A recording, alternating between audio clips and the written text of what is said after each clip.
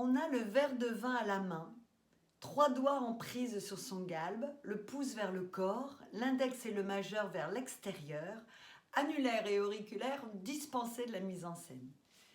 Car c'est un jeu d'emblée, une posture, même et surtout si l'on feint de regarder ailleurs, de se livrer à la conversation.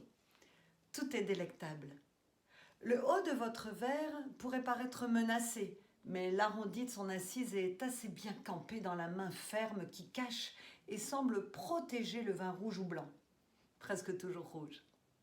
C'est un geste du soir, plutôt quand on est deux, que les paroles peuvent s'espacer, laisser la place à des clairières de silence. On dînera peut-être, ou presque pas, ou bien on a dîné, si peu, puis il y a longtemps, et puis on n'a bu que de l'eau. C'est mieux quand il fait nuit dehors. On déambule de pièce en pièce, de lampe basse en livres dispersés. On a mis de la musique doucement. Une pavane pour infante défunte jouera si bien la partition d'un soir qui veut se prolonger et qui se prolonge.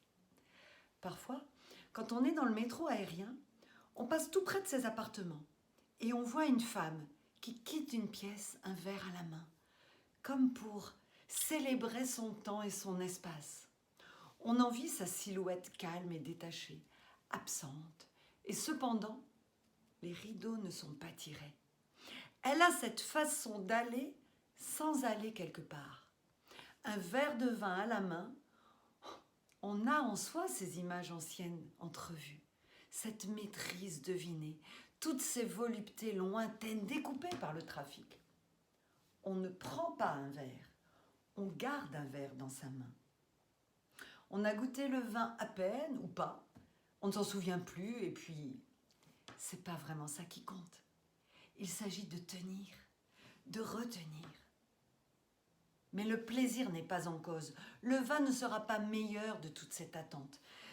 Ce qui est bien, c'est d'être soi, que la main soit si ronde que l'on devienne l'élégance, un peu flatteuse, l'élégance d'un geste faussement distrait, l'éternité